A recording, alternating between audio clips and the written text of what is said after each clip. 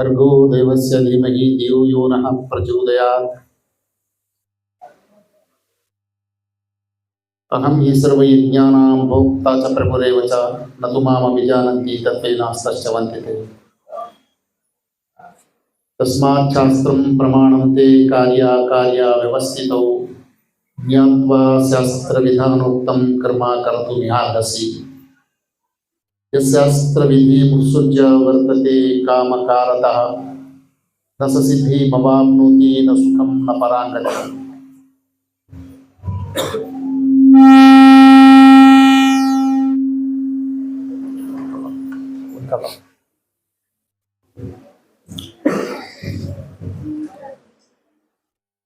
5160వ భగవద్గీతా శాస్త్ర జయంతి మహోత్సవం సందర్భంగా హాజరైన గౌరవ పెద్దలు, ఈ సమావేశంలో ఆసీనులైన గౌరవ సోదరులు, సోదరిమణులు, ప్రియమైన బాలబాలికలారా, మనందరిపై సర్వోన్నతుడైన ఆ సర్వేశ్వరుని శాంతి వర్షించుగాక. ఈనాటి ఈ కార్యక్రమం చాలామందికి ఒక ఆశ్చర్యాన్ని, ఒక వింతను గొలిపే విధంగా కనిపిస్తోంది. ఆ ఆశ్చర్యాన్ని, ఆ సందేహాన్ని నివృత్తి చేసి నేను ముందుకు వెళ్ళాలని చెప్పేసి అనుకుంటున్నాను. ఆశ్చర్యం ఏమిటంటే,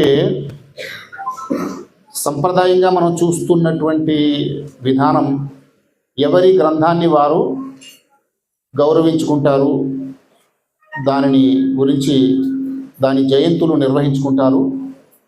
ఇక ఈ గ్రంథమే సర్వస్వం, ఇది తప్ప ఇంకేది లేదు, మిగతా అవన్నీ కూడా పుక్కిటి పురాణాలే అని చెప్పుకునేటువంటి వాతావరణంలో మనం ఉన్నాం ఇప్పుడు. అటువంటి తరుణంలో ముస్లిములు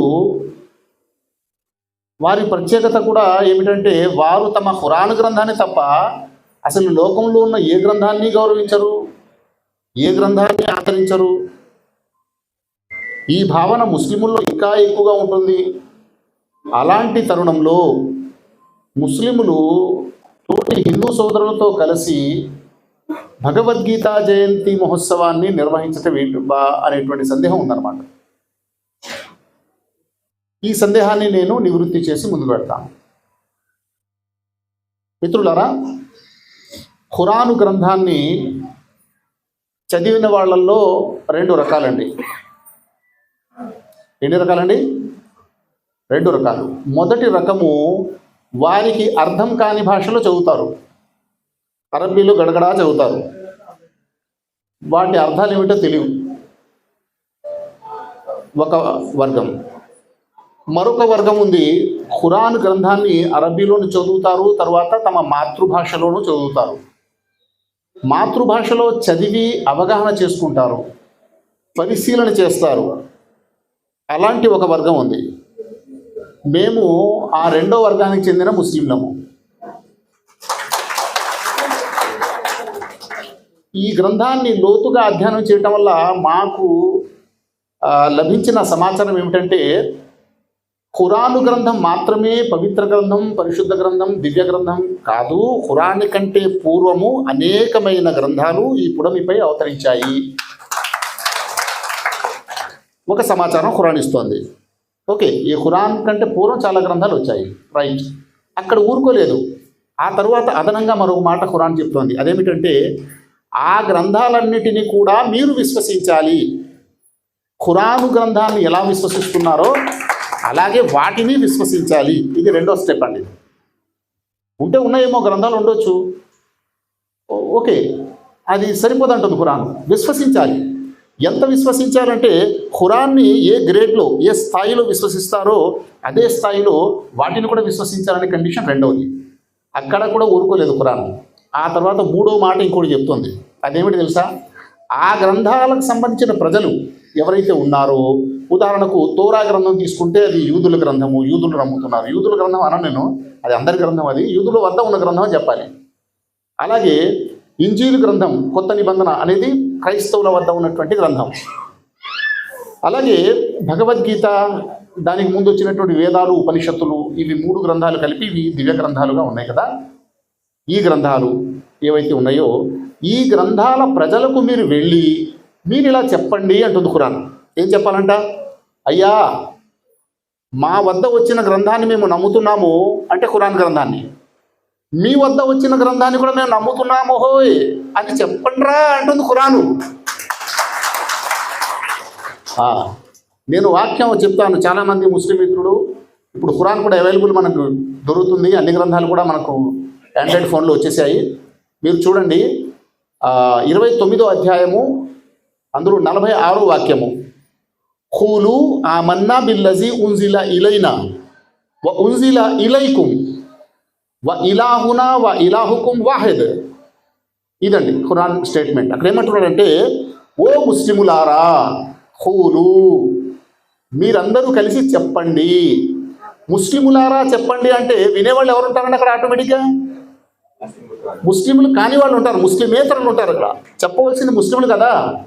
ముస్లింలు అందరూ కలిసి చెప్పాలంట. మరి ఎవరు వింటారండి? ఎదురుగా ఉన్న ప్రజలు వింటారు, వాళ్ళు ముస్లింలు కాని ప్రజలు వింటారు.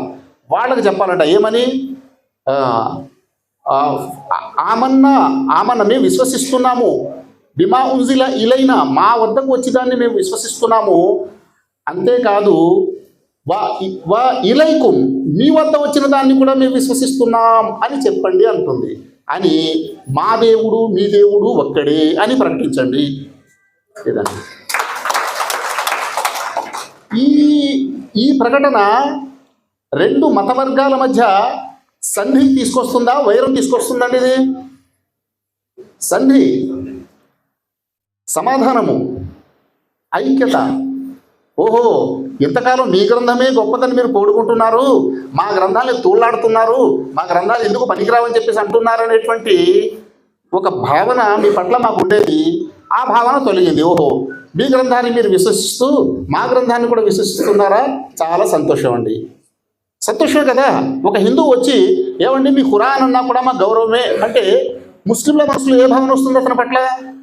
ప్రేమ వస్తుందా, ద్వేషం వస్తుందా? ప్రేమ కలుగుతుంది. దానికి భిన్నంగా, ఏమండి మీ గ్రంథం అంటే మాకు ఇష్టం లేదండి, మాదే పవిత్రమైందండి అన్నారనుకోండి, అక్కడ ప్రేమ వస్తుందా, ద్వేషం వస్తుందా? ద్వేషం వస్తుంది. చాలా కామన్ విషయం అది.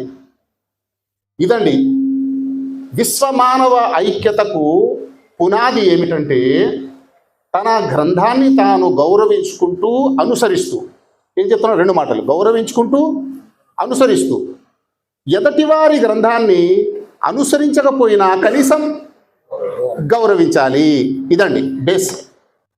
ఇది ఖురాను ముస్లింల విశ్వాసంలో పునాదిగా పెట్టేసింది. దీన్ని ఎవడు కాదనలేడు. ఇదండి, ఈ విషయాన్ని మేము లోతుగా అధ్యయనం చేశాం కాబట్టే ఖురాను గ్రంథాన్ని ఒక ముస్లింగా ఎంత భావోద్వేగంతో, ఎంత ప్రేమతో, ఎంత నిష్ఠతో నేను చూస్తున్నానో, ఎంత దివ్యమైనదిగా, ఎంత భవ్యమైనదిగా నేను ఖురాన్ని భావిస్తున్నానో, అదే రేట్యోలో భగవద్గీత శాస్త్రాన్ని కూడా నేను చూస్తున్నాను. అందుకే ఆ భగవద్గీత శ్లోకాలు చదువుతున్నప్పుడు నా మనస్సులో, నా మదిలో ఒక వైబ్రేషన్ కలుగుతుంది, ఒక ప్రేరణ కలుగుతుంది, ఒక హాయి కలుగుతుంది, ఒక ఆనందం కలుగుతుంది. ఇది విషయం. అయితే మరొక విషయం అదేమిటంటే, ఒక మనిషి ముక్తి పొందాలంటే ఏ గ్రంథాన్ని నమ్మాలి? ఇది పెద్ద క్వశ్చన్ అండి. ఇది మా గ్రంథం, మీ గ్రంథాలన్నీ పుకిటి పురాణాలు వదిలేయండి, మా గ్రంథాన్నే దైవ గ్రంథంగా నమ్మండి, అప్పుడే మీకు ముక్తి, లేకపోతే ముక్తి లేదు. జరుగుతున్నా లేదా ప్రచారం? ఈరోజు వింటున్నావా లేదండి? పరస్పరం ఇలా జరుగుతుంది. ఈ అసలు మత వైషమ్యానికి, అసలు సమాజంలో ఘర్షణకు మూలరాయి ఇదేనండి అసలు. సరే, మనం అంటున్నాం, ఎవరు మతస్థులు అంటున్నారు, మా మతంలో మీరు వచ్చేయండి, మీ మతం నుండి మా మతంలోకి వస్తేనే మీకు ముక్తి. అసలు ఆ మతంలో మీరు ఉండి మీరు చనిపోయారనుకోండి, మీకు ముక్తి లేదు, మోక్షం లేదు, మీరు అందరూ నరకానికి పోతారు. ఇది స్టేట్మెంట్స్ ఈరోజు మనం వింటున్నాం లేదా? అంటే ఇక్కడ ఏం జరుగుతుంది? వర్గ మార్పిడి జరుగుతుంది. ఆ గుంపులో ఉన్న వ్యక్తి ఈ గుంపులోకి రావాలి, ఈ గుంపులో ఉన్నవాడిని ఆ గుంపులో లాగుతున్నారు. ఇది లాగులాట పీకులాట ఈ రోజు జరుగుతుంది. అవునండి బాబు, హమ్మింగ్ వస్తుందమ్మా, హమ్మింగ్ రాకుండా చూడండి కొద్దిగా, హమ్మింగ్ రాకూడదు. ఇది జరుగుతుంది. అయితే ఈ ప్రచారం ఎవరిలో జరుగుతుంది? ఇక్కడ రెండుగా మనం విభజన చేయాలి. ధర్మశాస్త్రాలు ఈ విషయం చెప్తున్నాయా, లేక ఆ శాస్త్రాల పండితులు చెప్తున్నారా? నా క్వశ్చన్ అర్థమైందండి? మా మత వర్గంలోనే మీకు మోక్షం ఉంది, మీ మత వర్గంలో మోక్షం లేదు అనేటువంటి ప్రకటన ఏదైతే చేస్తున్నారో, ఈ ప్రకటన ధర్మశాస్త్రాలు చేస్తున్నాయా, లేక ఆ శాస్త్రాలు చేత పట్టుకున్నటువంటి పండితులు చేస్తున్నారా? ఇదండి, ఇది బాగా అర్థం చేసుకోవాలి దయచేసి. మీరు అందరూ కూడా నేను నమస్కరించి చెప్పేది ఏంటంటే, ఇలాంటి వేర్పాటువాదపూరితమైన, ఇలాంటి విషతుల్యమైన, విషప్రాయమైన ఆ సమాజాన్ని విచ్ఛిన్నం చేసి, ఘర్షణకు గురి చేసి, మారణహోమాన్ని సృష్టించేటువంటి దుర్మార్గ ప్రచారాలు ఏవైతే జరుగుతున్నాయో అవి ధర్మశాస్త్రాలు చెప్పడం లేదు. ఎవరు చెప్తున్నారంటే, ధర్మశాస్త్రాలు చేత పట్టుకున్నటువంటి వ్యక్తులు రాజకీయ ప్రయోజనం, మా గుంపు పెద్దదవుతే మెజారిటీలు ఎవరు ఉంటారో వాళ్ళే అధికారంలోకి వస్తారు, మా గుంపులో తలకాయలు ఎక్కువ ఉన్నాయనుకోండి, మేము ప్రైమ్ మినిస్టర్ అవ్వచ్చు, మేము రాజులు అవుతాం, మేము పాలకులు అవుతాం. ఇదండి. అంటే ఇక్కడ వీళ్ళ ఉద్దేశం ఏంటంటే, పాలనా ఏచ్ఛతో, అధికార దాహంతో మతాన్ని కూడా ఎక్స్ప్లైట్ చేసేటువంటి పరిస్థితి ఈరోజు మనం ఆయా మత వర్గాల్లో చూస్తున్నాం.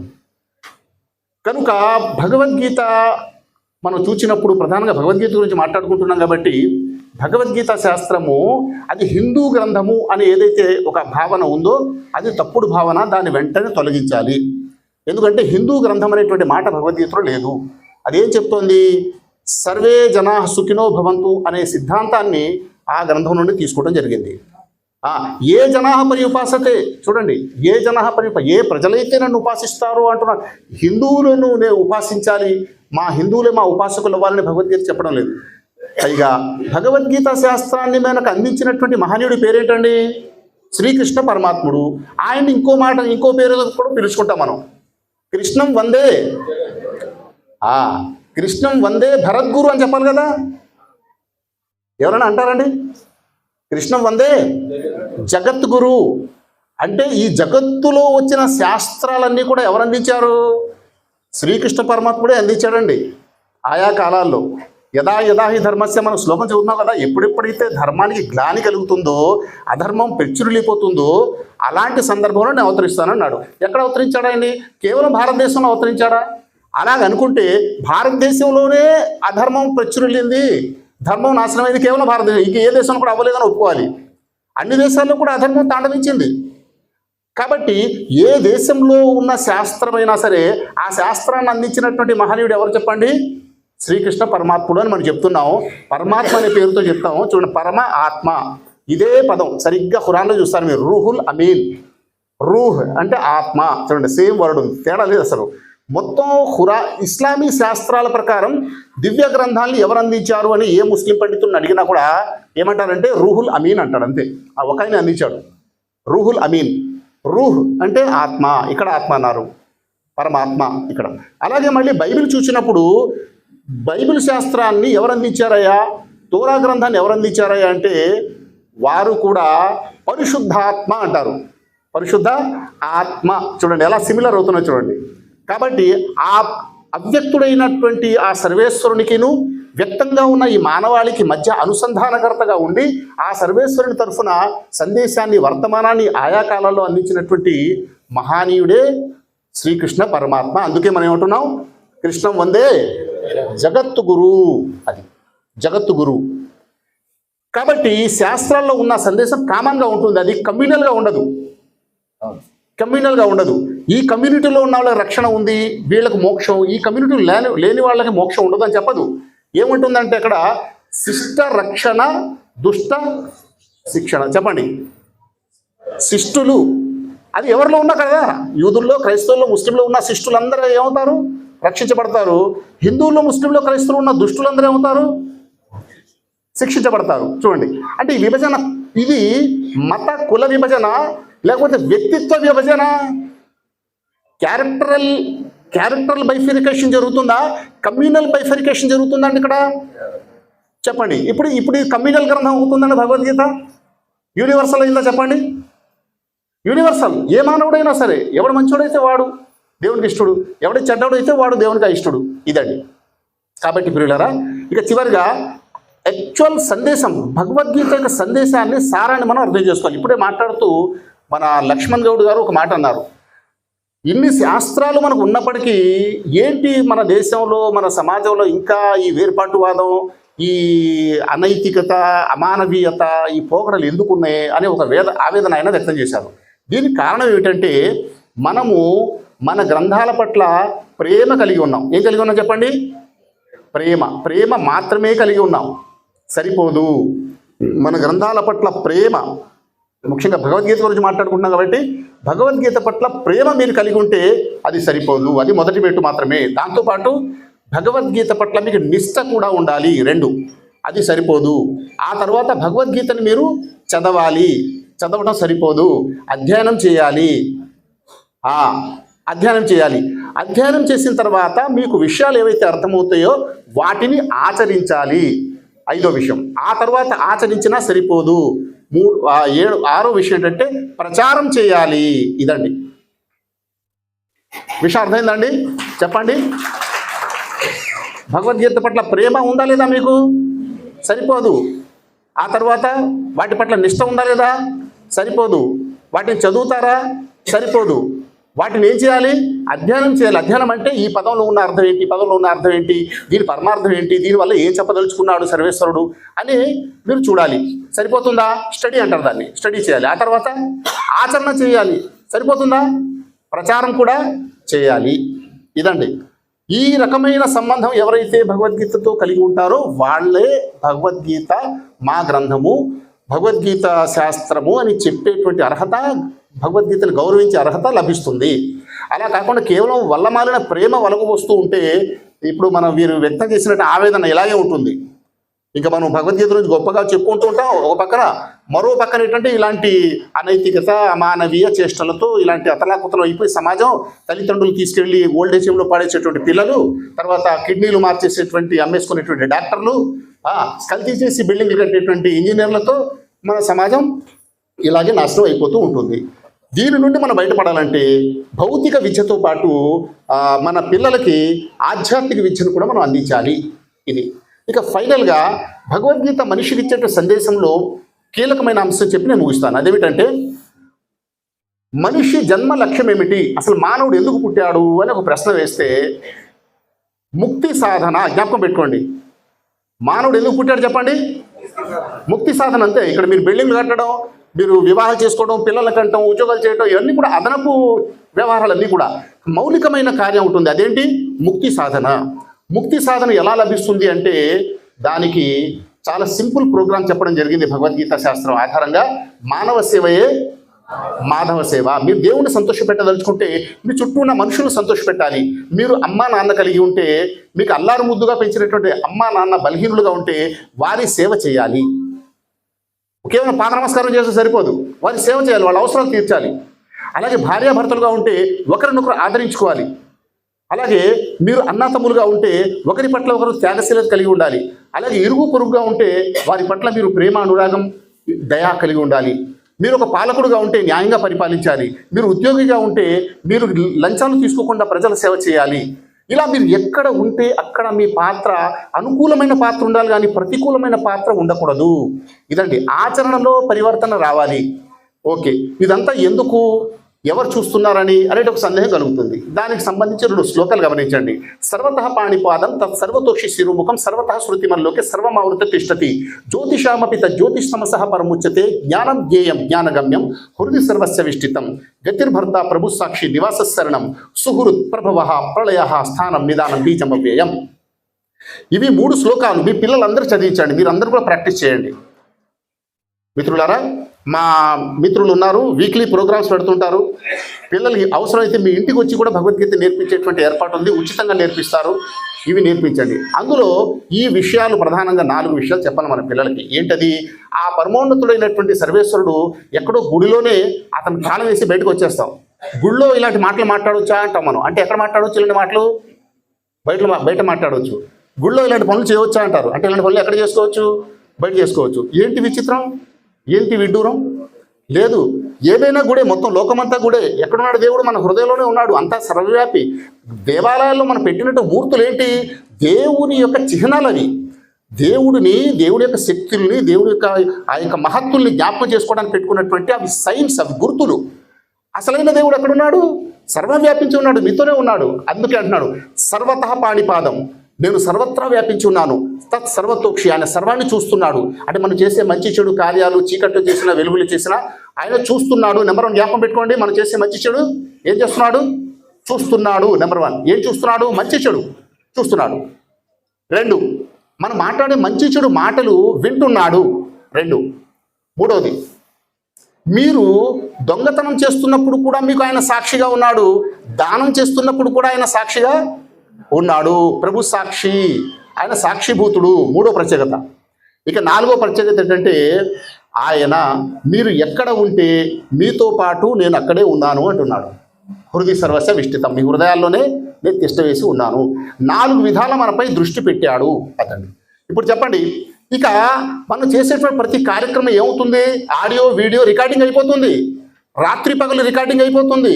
విశ్వ వ్యవస్థలో మొత్తం అంతా కూడా ఏంటంటే చూడండి, ఒక షాపింగ్ మాల్లోకి వెళ్తాం మనం, అక్కడ గోడ మీద రాసి ఉంటుంది the shopping mall under the surveillance అని ఉంటుంది. అక్కడ దొంగతనాలు జరుగుతాయండి. ఈ షాపింగ్ మాల్లో సర్వేలియన్స్ లేదు అన్నాం అనుకోండి, అక్కడ ఏం జరిగే అవకాశం ఉంది? దొంగతనాలు జరుగుతాయి. ఇప్పుడు universe under the surveillance of almighty God, సర్వతః పాణిపాదం తత్ సర్వతోక్షి శిరోముఖం సర్వతః శృతిమల్లోకి సర్వమావృత తిష్టతి. చూడండి, విశ్వతోముఖ. అబ్బా, ఏ మాట తెలుసండి అది? విశ్వతోముఖ అన్నాడు. ఏంటి? విశ్వం అంతా ఆయన ముఖం ముందర ఉన్నది. అది భూగోళం ఇలా పెట్టుకుని చూస్తాడంట. మీరు వేసే వేషాలన్నీ నేను చూస్తున్నాను, ఎలా చూస్తాడంట, ఇలా ఉంది. విశ్వతోముఖ, ఆయన ముఖం ముందు విశ్వం అంతా ఉంది. ఇది సంగతి. ఇది మనం జ్ఞాపకం పెట్టుకున్నట్టు భక్తుడు భక్తురాలు పాపాలు చేసే అవకాశం ఉందా? ఈ విషయాన్ని జ్ఞాపకం పెట్టుకునేటువంటి ఒక రాజకీయ నాయకుడు ప్రజాధనాన్ని దోచుకునేటువంటి దొంగ అవుతాడా? ఏమండి, ఈ విషయాన్ని జ్ఞాపకం పెట్టుకునేటువంటి ఒక వ్యాపారి కల్తీ చేయగలడా? ఒక ఉద్యోగి అవినీతికి పాల్పడగలడా? ఒక సంతానం తల్లిదండ్రులకు సేవ చేయకుండా ఉండగలరా? అదండి, ఇదండి కాన్సెప్ట్. ఈ కాన్సెప్ట్ మనం నమ్మవలసిన అవసరం ఉంది. ఇది ఖచ్చితంగా మన శాస్త్రాలు చెప్తున్నాయి. ఎందుకంటే భగవద్గీత కాబట్టి ఈరోజు భగవద్గీత వెలుగులోనే మాట్లాడాను. ఇవే విషయాలు ఖురాన్ గ్రంథం నుండి, బైబిల్ గ్రంథం నుండి కూడా మనకు స్పష్టంగా సేమ్ వాక్యాలు మనకు కనిపిస్తాయి. కాబట్టి మహాశీలారా, ఈరోజు భగవద్గీత శాస్త్రం జయంతి ఉత్సవాలు ఏవైతే మనం చేసుకుంటున్నామో అది సాకారం కావాలంటే, అది సఫలం కావాలంటే, అది అర్థవంతం కావాలంటే, అది పరమార్థం నెరవేరాలంటే మనం అందరం ఏం చేద్దాం చెప్పండి? ప్రతి ఒక్కరం భగవద్గీతను కొందాము. చెప్పండి, అందరూ చెప్పండి, భగవద్గీతని కొందామని చెప్పాలి. ఎందుకంటే అధిక శాతం మనుషులలో భగవద్గీత లేదు. భగవద్గీత కొనండి ముందు.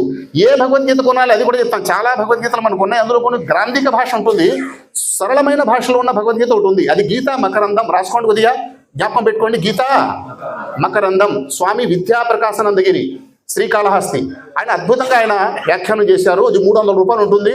అది కొనండి. అందరూ ప్రతి ఇంట్లో భగవద్గీత ఉండాలి. ఈరోజు చాలామంది మాకు దరిద్రాన్ని పట్టుకోలు ఉన్నాయి, మాకు డబ్బులున్న సుఖం లేదు, మాకు ఏమీ ఆనందం లేదు, రోగాల పాలు పడిపోయినారు కదా. దాని మూల కారణం మన ఇళ్లలో భగవద్గీత లేకపోవడం. ఇదండి. కాబట్టి భగవద్గీత కొనాలి. 2వది చదవాలి.